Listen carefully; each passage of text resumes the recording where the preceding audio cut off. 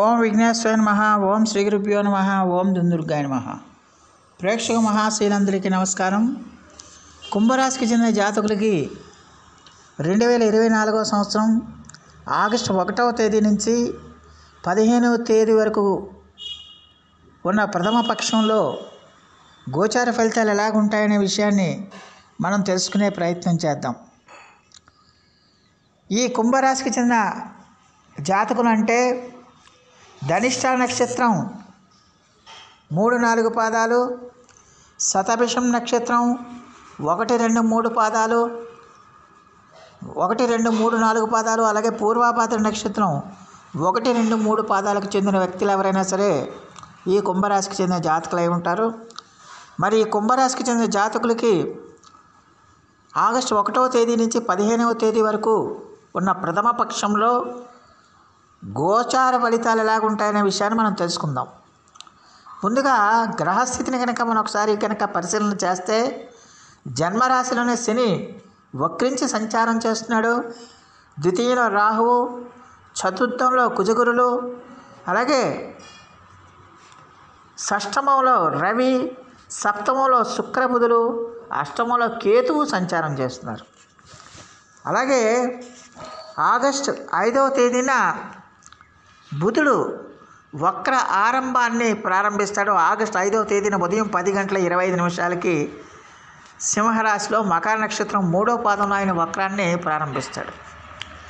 ఆ యొక్క గ్రహాల యొక్క సంచారాన్ని బట్టి, వాటి యొక్క దృష్టిని బట్టి మరి కుంభరాశికి చెందిన జాతకులకి ఆగస్టు ప్రథమ పక్షంలో గోచార ఫలితాలను కనుక మనం ఒకసారి చూసుకుంటే ఈ రాశికి చెందిన జాతకులు మరి ఆగస్టు 1వ తేదీ నుంచి 2వ తేదీ వరకు కూడా ఆగస్టు 1-2 తేదీల్లో ఖచ్చితంగా ఈ రాశికి చెందిన జాతకులు కొంచెం మీరు జాగ్రత్తగా ఉండాల్సిన అవసరం ఎంతైనా ఉంటుంది.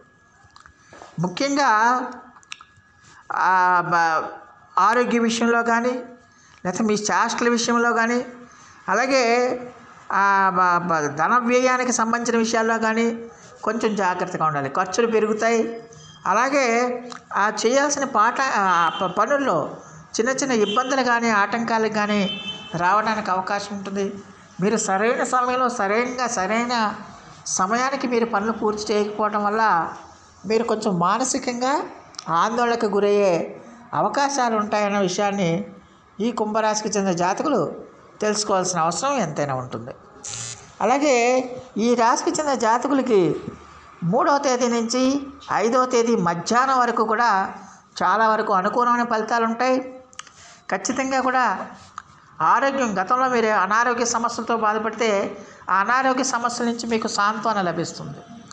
అలాగే మీ శత్రువులు ఎవరైతే ఉన్నారో ఆ శత్రువుల మీద మీరు విజయం సాధిస్తారు. అలాగే మీరు రుణాల కోసం ప్రయత్నాలు చేస్తుంటే రుణాలు మీకు మంజూరు అవుతాయి. అలాగే ఆల్రెడీ రుణాలు చేస్తుంటే ఆ రుణాలను మీరు తీర్చడానికి అవకాశం ఉంటుంది. ఆరోగ్యం సిద్ధిస్తుంది. మీరు చేసిన ప్రతి కార్యక్రమం కూడా మీకు మంచి ఫలితాలను ఇస్తుందనే విషయాన్ని గమనించాలి. అలాగే ట్రాన్స్ఫర్ల కోసం, బదిలీల కోసం ఎవరైనా ప్రయత్నాలు చేస్తుంటే వాళ్ళకి బదిలీలు అయ్యే అవకాశం ఉంటుంది. వాళ్ళకి నచ్చిన విధంగా బదిలీలు అయ్యే అవకాశాలు ఉంటాయి. అలాగే ఈ రాశికి చెందిన జాతకులకి ఈ కాలంలో ఖచ్చితంగా ఆదాయం పెరుగుతుంది. మీరు చేస్తున్న పనికి తగిన గుర్తింపు లభిస్తుంది. ఉద్యోగస్తులు అయితే వాళ్ళు చేస్తున్న పనికి తగిన గుర్తింపు లభిస్తుంది. పై అధికారుల యొక్క మన్ననలు పొందుతారు. దానివల్ల మీ యొక్క కీర్తి ప్రతిష్టలు కూడా ఇనుమడిస్తాయనే విషయాన్ని గమనించాలి. దానివల్ల చాలా వరకు హ్యాపీగా, సంతోషంగా ఉండడానికి అవకాశం ఉంటుంది. అలాగే మీకు ఇష్టమైన వ్యక్తులతో మీరు హ్యాపీగా సరదాగా గడపడానికి కూడా అవకాశాలు ఉంటాయి. అలాగే ఆధ్యాత్మిక ఆసక్తి కూడా మీకు పెరుగుతుంది. దానివల్ల మీరు పుణ్యక్షేత్రాలు, తీర్థయాత్రల్లోకి మీరు వెళ్ళడానికి ఎక్కువగా అవకాశాలు ఉంటాయనే విషయాన్ని గమనించాల్సిన అవసరం ఎంతైనా ఉంటుంది. అలాగే 5వ తేదీ మధ్యాహ్నం నుంచి 7వ తేదీ వరకు కూడా ఈ రాశికి చెందిన జాతకులకు చాలా వరకు అనుకూలమైన ఫలితాలు ఉంటాయి. ముఖ్యంగా ఈ రాశికి చెందిన జాతకులు ఈ కాలంలో స్త్రీ మూలక సౌఖ్యం మీకు పెరుగుతుంది. ఈ స్త్రీ మూలక సౌఖ్యం పెరగటం, మీ పార్ట్నర్స్తో మీకు మంచి సంబంధాలు ఏర్పడటం, మీ దాంపత్య జీవితం బాగుంటుంది, మీ సంసార జీవితం బాగుంటుంది, మీ దాంపత్య జీవితం బాగుంటుంది. భార్యాభర్తలు అయితే ఇద్దరి మధ్య కూడా మంచి అండర్స్టాండింగ్స్ ఏర్పడతాయి. అలాగే మిమ్మల్ని అభిమానించేవాళ్ళు, మిమ్మల్ని ఆరాధించే వాళ్ళ యొక్క సంఖ్య కూడా మీకు పెరుగుతుంది. అలాగే భాగస్వామ్యులు వ్యాపారం చేసే వాళ్ళకి ఖచ్చితంగా మీ పార్ట్నర్స్తో మంచి సత్సంబంధాలు ఏర్పడతాయనే విషయాన్ని గమనించాలి. అలాగే మీ యొక్క పనికి తగిన గుర్తింపు వస్తుంది. పనికి తగిన గుర్తింపు రావటం వల్ల ఖచ్చితంగా మీ యొక్క కీర్తి ప్రతిష్టలు పెరుగుతాయి. సమాజంలో మీకంటూ ఒక ప్రత్యేకమైన గౌరవం లభిస్తుందన్న విషయాన్ని గమనించాలి. ఆదాయం కూడా ఈ రాశికి చెందిన జాతకుడికి ఈ రోజున ఈ కాలంలో ఖచ్చితంగా చాలా వరకు పెరుగుతుందన్న విషయాన్ని గమనించాలి. ఆదాయం పెరగటం, ఆరోగ్యం బాగుండటం, అలాగే మీకు నచ్చిన వ్యక్తులతో మీకు నచ్చినట్టుగా వ్యవహరించడం, కుటుంబ వాతావరణం బాగుండటం, ఇలాగ అన్ని రకాలుగా కూడా మీకు బాగుండటం వల్ల మీరు చాలా హ్యాపీగా సంతోషంగా గడపడానికి అవకాశం ఉంటుంది. అలాగే 8వ తేదీ, 9వ తేదీ, 10వ తేదీ మధ్యాహ్నం వరకు కూడా ఈ రాశికి చెందిన జాతకులు కొంచెం ఆరోగ్య విషయంలో శ్రద్ధ తీసుకోవాల్సిన అవసరం ఉంటుంది. ముఖ్యంగా అజీర్ణానికి సంబంధించిన సమస్యలు, ఈ పిక్కల నొప్పులు, కాళ్ళ నొప్పులు, కండరాల నొప్పులు మిమ్మల్ని వేధించడానికి అవకాశాలు ఉంటాయి. బయటికి ఎక్కడికైనా వెళ్ళినప్పుడు, ప్రయాణాలు చేస్తున్నప్పుడు సాధ్యమైనంత వరకు బయట ఆహారాన్ని మీరు అవాయిడ్ చేయటం మంచిది. అంటే అవి తీసుకోకుండా ఉండటం మంచిది. అవి తీసుకుంటే ఖచ్చితంగా ఏదో ఒక రకమైన అనారోగ్య సమస్య, జీర్ణ సంబంధమైన అనారోగ్య సమస్యలు రావడానికి ఎక్కువగా అవకాశం ఉంటుంది. దానివల్ల ఏంటంటే మానసికంగా కొంచెం ఆందోళనకు గురయ్యే అవకాశాలు ఎక్కువగా ఉంటాయనే విషయాన్ని గమనించాల్సిన అవసరం ఉంటుంది. అలాగే మీకు ఇష్టం లేని పనులు కూడా మీరు చేసే పరిస్థితులు వస్తాయనే విషయాన్ని గమనించాలి. అందువల్ల కొంచెం జాగ్రత్తగా ఉండాల్సిన అవసరం ఎంతైనా ఉంటుంది. అలాగే 10వ తేదీ మధ్యాహ్నం నుంచి 12వ తేదీ వరకు కూడా ఈ రాశికి చెందిన జాతకులు కొంచెం మీ సంతానంతో సాధ్యమైనంత వరకు జాగ్రత్తగా ఉండాల్సిన అవసరం ఉంటుంది. వాళ్ళతో ఎట్టి పరిస్థితుల్లో కూడా వివాదాలకు కానీ, గొడవలకు కానీ పెట్టుకోవద్దు, ఘర్షణలకు దిక్కద్దు.